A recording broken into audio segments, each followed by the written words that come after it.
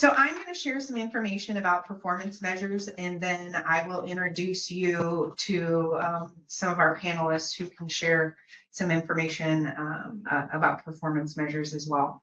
So I assume everybody knows what this is, but if you don't, it is the TIM timeline.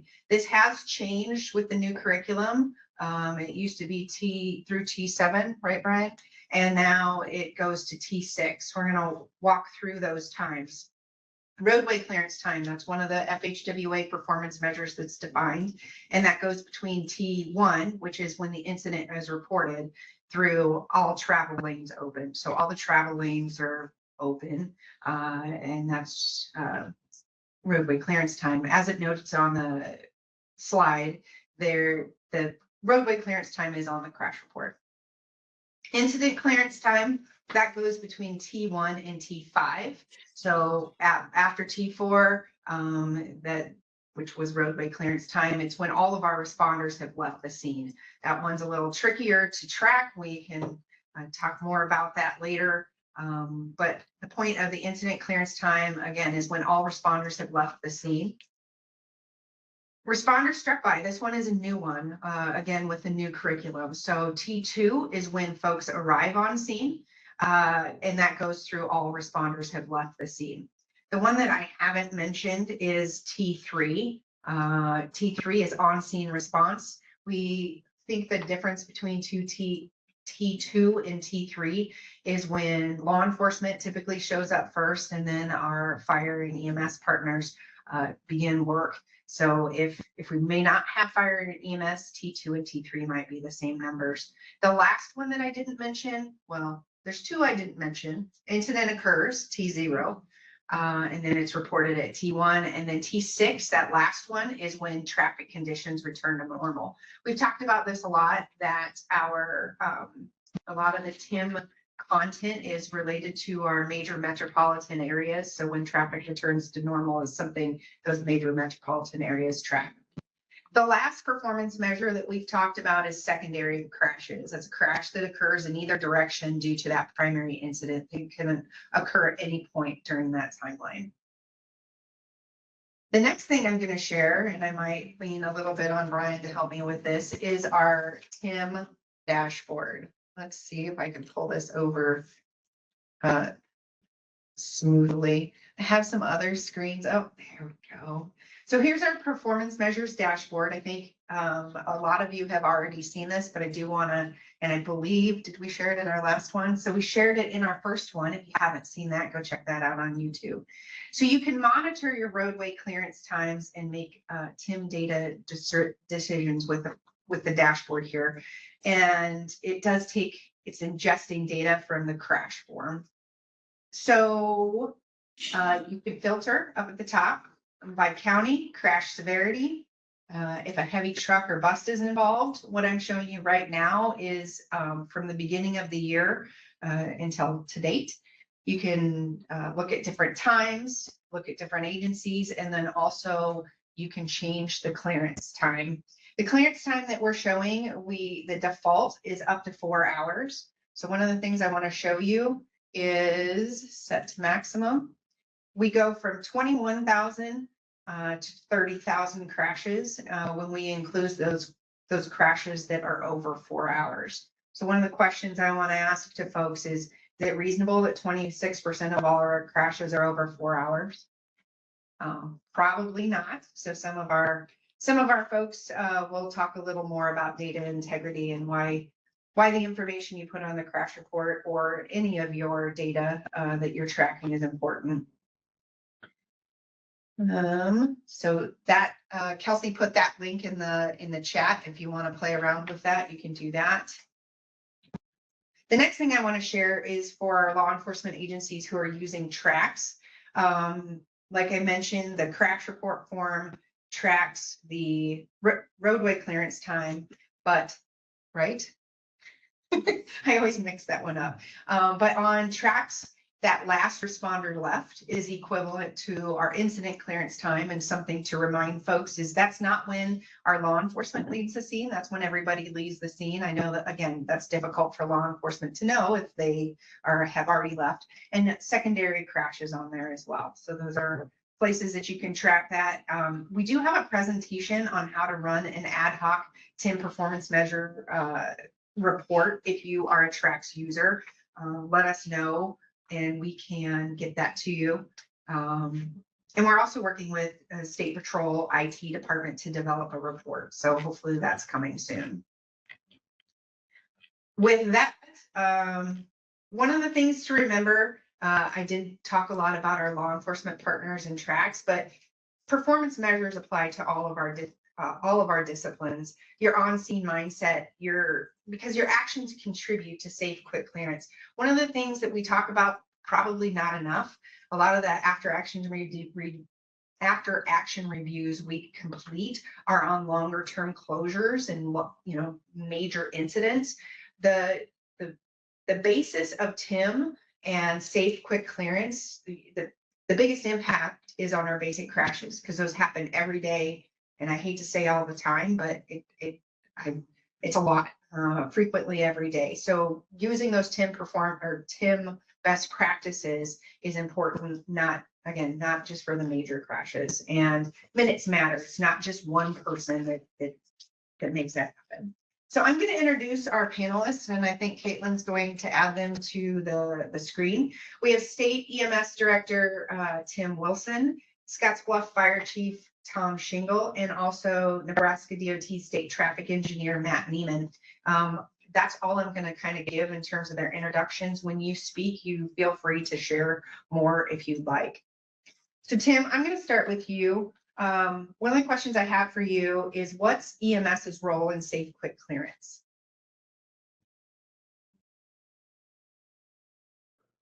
Well, good morning, everyone. My name is Tim Wilson. I am the State of Nebraska EMS Director at DHHS. So my answer might come from a little bit of a different perspective, just given my position here. I am also still practicing EMS, so I run on a volunteer squad primarily, and then I do PRN work for a paid fire and rescue service as well. So I think what our role is when we start looking at EMS and quick clearance and in these scenes is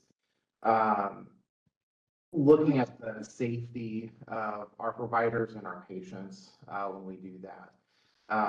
When we get on scene, we're probably going to be the holdup because we're going to be looking at how do we safely treat, extricate, and transport a patient. So holding that up so we can get that extrication done safely. So being mindful to work with all of our partners on scene, fire, law enforcement, and other responders on scene as needed, and try to do that quick extrication as quickly as we can, triage and treatment of our critical patients so we can transport them quickly and efficiently as well. I think when we're looking to do this, we're trying to encourage EMS to really take more advantage of TIMS training and make services more aware of what TIMS is as well. So kind of the efforts that we're doing through our office is we're coordinating with Nebraska TIM, and we're putting out their newsletter. We're trying to send information out that we get from them to our EMS services, just to bring that awareness to the forefront with them. One of the other things that we're trying to do is encourage training agencies to teach some TIMS training during that initial coursework, so that way providers going through the courses know, at least have been introduced to traffic safety prior to being put out in the field, especially if they don't have any experience with that. And we're also trying to encourage, we haven't added it to regulations, but we have thought about changing some of the regulations so that way EMS services will have a requirement, so they have to provide this type of training a minimum of every 2 years, some type of TIMS training every 2 years to their services. So I think that's kind of a lot of high-level information, and I will be more than willing to answer questions if there are any, but that's kind of a high-level answer of what we're doing. Awesome, Tim, thanks. Do you have anything to share related to, how Tim and post-crash care interrelate? And I guess basically talking about the performance measures side of things, and what are you doing to improve those performance measures, if you will, Sure. relating to post-crash care? So we're looking at post-crash care from probably more of a data perspective from our point. At the state office, what we're looking at is documentation when it comes to traffic incidents, and really trying to see what has been documented and the treatment that has happened and the outcome of the patients long term. So when we're looking at that post-crash care, we're looking at that quick treatment and transport, ensuring we kind of get them out, extricated, treated, and sent on. So we're looking at those types of measures when it comes to post-crash care. We're also looking at documentation within EMS to determine were they wearing the correct, we'll call it PPE. So the high-vis vests, the suits for extrication. So wearing that appropriate garb as well. So if that's documented in the reports.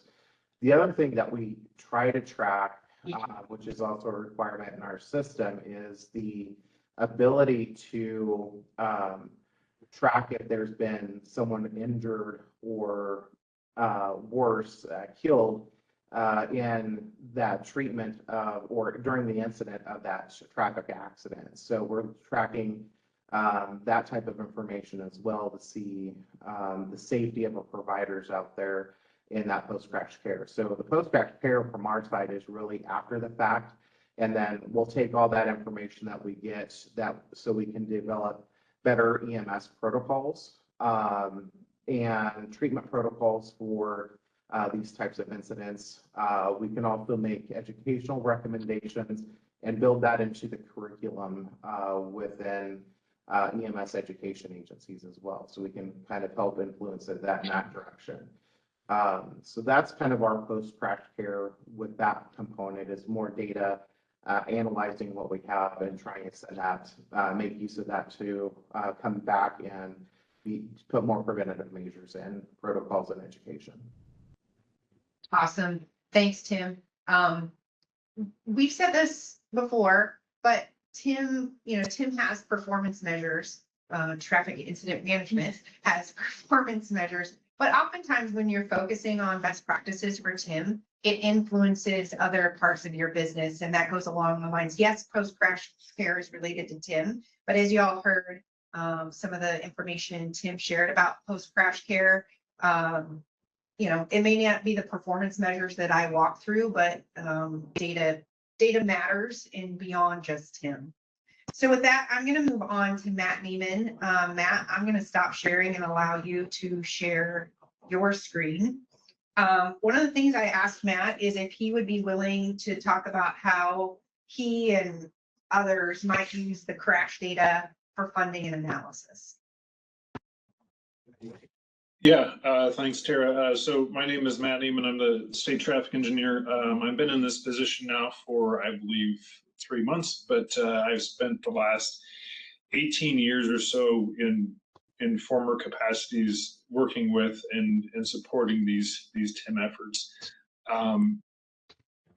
When we look at the crash data that we get, sometimes we hear, this is just a glorified insurance report. What we put on here doesn't really matter. But I will show you what we use this for. So we're the repository. The DOT is a repository for all the crash data for all the crashes that happen in the state. We run reports on those. We look for high crash locations, whether that's an intersection or a curve or just a segment of roadway, where are these crashes happening. And we have staff who will go through these and draw a collision diagram that looks like this. So this intersection, we'll look at all the crashes that happen in here for a certain period of time. And where this data really matters is we look at the dates that they happen, so we know if it's in the winter or in the summer, the time of day it happens. You know, sometimes we have some sun glare issues, or it is a time when it's in the morning or in the afternoon when people are moving to and from work, where traffic volumes are heavier. If it's light outside, if the road is dry, if it's wet, you know, and then what kind of pattern is it? So how did the crash occur? Who ran into who was maybe at fault? And then what kind of severity is the crash? So it really helps us look for patterns and see if there's anything that we can do with a project to eliminate those crashes. So we receive just around $20 million every year of highway safety improvement funds. We use those for anything like traffic signal projects, different geometric improvements. We've removed a viaduct before with them. We will increase shoulder width, add rumble strips. We've built several roundabouts with them, closed accesses if we need to, if they're causing a concern, and then traffic signal projects. So whether that's just coordination, so people aren't stopping and creating rear end crashes like you'll see at traffic signals. Some examples of where that funding goes. Cool. Thanks, Matt. Share. For both you and Tim, can either one of you talk about why data integrity is important? I think I'll start. I mean, obviously, if you see the level of detail that we're looking at on those, you know, being correct on a crash report is important. So we know what's happening, when it's happening, even down to, you know, if there's a crash, what lane is the crash happening in? Will tell us a lot about, you know, maybe what we need to look at. Roadway clearance times, you know, there's a big difference between the road being cleared in 4 hours versus an hour. You know, it helps focus our efforts on new projects. You know, if we are have a construction project and what we might need to consider throughout the life of that construction project, depending on where we're at. Tim, did you want to add anything? Sure. The better the data integrity that we get, that from when we're looking at it, it's easier for us to make policy decisions. The more information that we can glean helps us determine the scope of practice issues, determines if the education is working especially in traffic incidences for us, determine if we need more education within the EMS arena, and also protocols. So there's kind of that whole step there. And just the more information that we can get, then we can start evaluating like the scene times and see how that impacts, you know, with our patient care, as well as the actual scene itself and clearing that scene. So I think with ours, just having the data and getting EMS to really have that high quality data, it's going to help us in the long run and do kind of all that and kind of coincide with some of the performance measures with TIMS as well as with state EMS as well. Awesome. Thanks, Tim. I'm going to move on to Tom Shingle. Tom, what performance measures do you track? And then maybe a little bit more of an introduction of yourself. Certainly. Tom Shingle, Scottsbluff Fire. Been in the fire service for about 25, a little over 25 years now. So there, I guess that's, I guess as far as I'm going to tag on to the integrity of the data as well with my answer, as you know, you get that garbage in, garbage out, right? We could have all the data in the world, but if it's not accurate, if there's no integrity to it, what are we actually really seeing?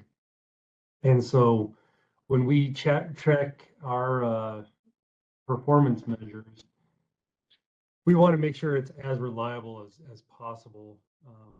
There is going to be some margin of error, but you know, some of the performance measures that we track include, you know, we really focus on our turnout time, which is you know, from the time of the call to getting on the truck and getting out the door, to our travel time or our response time, leaving to getting to the scene.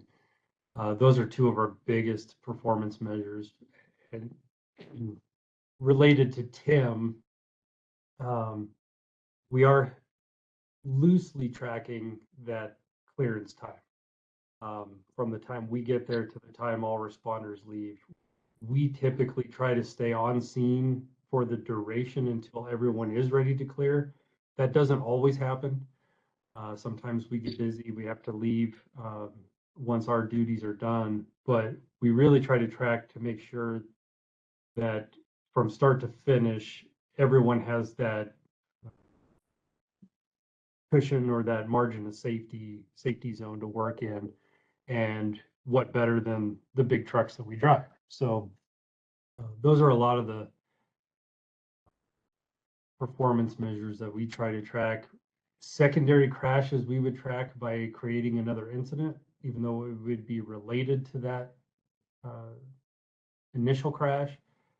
We would actually start it as a secondary incident within that incident. So that's how we would track those. Unfortunately, some of the other things, it's just very difficult for us to track, just given how we receive data. Like I said, may not be 100% reliable. We might be missing a key piece and just may not have access to all that data to really truly evaluate it. But as an example, we had 442 crashes in 2023. Our average clearance time is just under 20 minutes, 19 minutes and 56 seconds. So we don't have a big interstate or anything. We do have a couple highways that run through here, but for us, we think that's pretty good. I'm impressed that you know what it is, so. But yeah, I agree. Have you made any changes with the data that you've been collecting, or? We have made some changes with some of our data, not necessarily TIM specific, but some might be related a little bit. What we've done here recently in the last few years is we've identified some of the response models that we've had weren't necessarily working to best serve the public. And so with good data, we were able to redefine how our response would look. And instead of running a rescue unit all the time, we've now repurposed our rescue unit for more special operations. So larger traffic incidents, hazardous materials calls. So it's kind of an all-inclusive package. If we get something on the highway that involves hazardous materials, we have all the tools and resources that we might need. In addition to, we would also send an engine for the fire protection side of things. So we've really kind of just tweaked a few things here and there, all in the interest of better serving the public and in the interest of minimizing our risk out there on in the highways and just in the world. So Cool. Okay, thanks, Tom. Yeah, I think, I said it before, the fact that, yes, we're talking about performance measures as they relate to Tim, but we're in a data-driven world and it's important for all facets of the business.